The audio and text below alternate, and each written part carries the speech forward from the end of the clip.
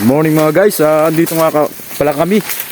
Kami ay mamumuhag ng pusukan. Ang tawag dun sa ibang lugar ay pisukan. Ayan yung part na pupuhagin namin. Ayan o. Ito ang kasama natin si Par Romel at si Kuya Ruli. Ayan, medyo ito yung gagamitin namin pausok. Ito yung mga dahon ng niyog na tuyo. At may mga kasamang sasamahan namin ito ng sariwa. Ayan. Andun yung part na bahagi na aakyatin namin. Ayun. Sa puno ng anong puno ba ito pare? Minunga. Puno ng minunga. Ayan. Ayan, abangan nyo mamaya yung pagkuha namin ng ng honeybee. Upulot. Sana'y pala rin tayo makakuha ng maraming pulot. Abangan nyo yun. So, ayan mga guys, medyo sisimulan natin yung pamumuhag o pagkuha ng honeybee. Ayan medyo pababala naman yung tayo nung pinakang pusukan. Ito ang ating kasama si Par Romel na magsisilbing aakyat. Andun si Kuya Ruli na kasalukuyang sinisindihan na yung mga gatong sa baba. Ito ang ating kasama na hinahawan yung hinahawan yung ay dadaanan. Ayan. Ito rin yung yung mga nakaraan ay ito rin pala yung yung pinuhagan namin yung nakaraan. Medyo hindi natin makita yung pusukan.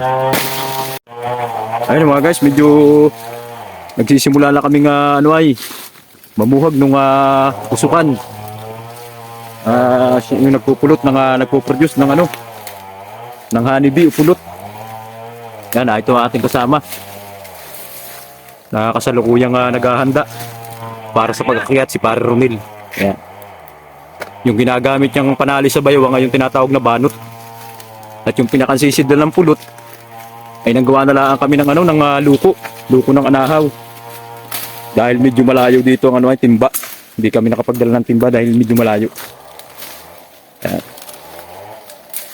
Yan, nagsisimula lang umuusok. Yan. Yan, nabubuhag na siya. Talagang medyo ingat-ingat tayo at talagang ito ay tinatawag na insect bites. Talagang medyo masakit ding mangisot. Yan, ito ang ating kasama. Medyo lumayo ang usok. Kinakailangan natin diretso rin ang usok nito. Ayan. Sana tayo ay pala rin at makakuha tayo ng maraming pulot. Ito yung napakagandang gamot sa lalo na sa mga bata, yung mga sinisipon. Tumba na ang usok. Yan, lumayo na.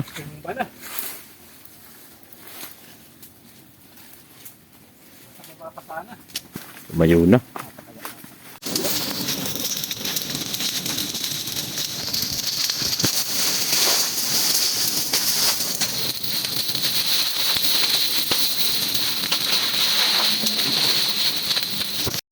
Gato kaya kailangan natin gato. Yan. Kinakailangan ni medyo nag-react na yung mga yung mga pusukan. Ayun, nagpo-produce ng honeybee. Baka maya ay makukuha na rin natin siya. Medyo palalayasin lang natin. Kukuha pa tayo ng ng mga sariwang para umusok. Talagang ingat-ingat pa rin tayo. Palingo na yan insect bite.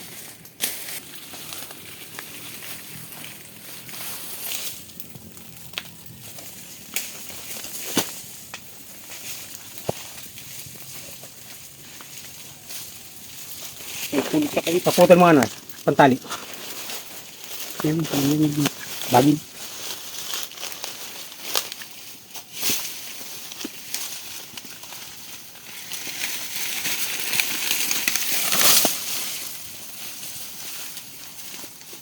Layas agad sana yan. Tingin sa pool. At wala na yung anong karamihan. Layas na.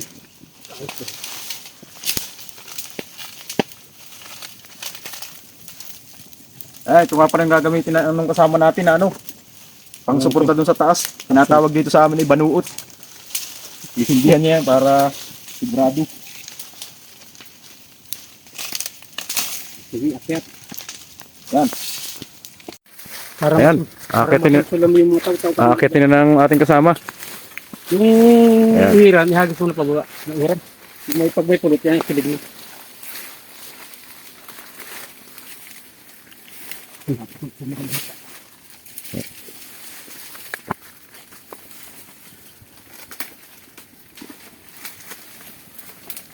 Kaya kasalukuyang inaakit na natin kasama si Pare Romel yung ano, pusukan o ang tawag doon sa ibang lugar ay pisukan. Ayan. Okay, tatanong, kasi nasasabit na lang ito. Ilawit mo na lang doon sa may puy. Ayun yung ano, bahaya nung kukuhain ano, pusukan. Ayan. Ilawit mo na lang doon yung tali. Pausukan mo na lang pare, para ano. Ayan, yung ano mo ng ano ay, banuot.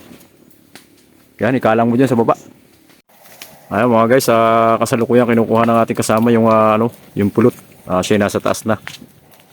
Ayan, medyo kukuha mo na ng banuot para pansuporta dun sa ano, sa taas. Parang may pulot na konti ano. Hindi pa taas. Ay baka madadali yung ano, yung lagayan. Ayun, hinihilip pa ng ating kasama yung ano, yung pinakambahay nung ano, pusukan. Para kukuhain niya yung ano, yung honeybee o pulot. Ayan. Abangan nyo guys mamaya yung ayun, nalaglag. Abangan nyo yung ano, yung mamaya yung ano, kung gaano karami ang nakuha namin pulot. Bagay susukuan. Ano mga guys, na ito yung aming ano, mga nakuhang pulot. Ito yung mga ano pa, yan. Binalot muna namin sa anahaw, saka na dito sa ano. Yan, maraming pulot yan mga guys. Baka may gusto mo. Yan, blessing. 300 lang, isang ipit. Gusto ninyong yung mga gustong ano bumili ay pwede naman kayong ano, ano na lang, mag-message. Diyan ba? Ayan mga guys, kanina nga ay kami inamuhag ng ano, ng pusukan uligwan. Ay nakuha na namin yung ano, yung honeybee o pulot. Ito na siya oh. Yan, purong-puro. Kasalukuyang ano, pinipiga ni Ate Tess. Ayan. Medyo talagang marami rin ng pulot na aming nakuha. Yan ay nagmumula pa sa mga ano, samot-saring bulaklak ng mga puno. Sa panahon ng ganitong summer, ay talagang ano, mapulot. Dahil maraming mga nagbubulaklak. Nagbubulaklak ang mga puno tulad ng mangga. At iba pang punong ano, mga kahoy. Ayan. Nada.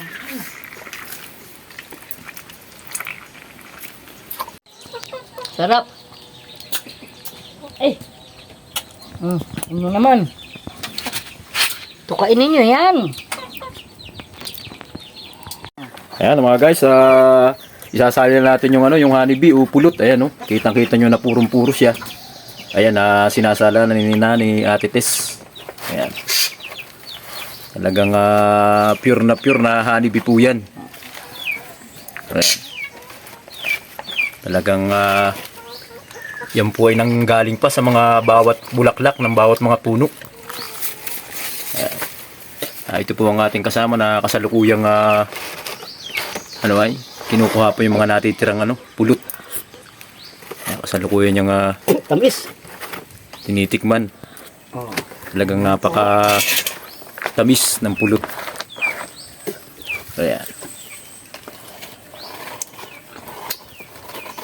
Ayan lang mga guys, at paki-subscribe at paki-share na rin ang aming maliit na channel. Muli ay maraming salamat.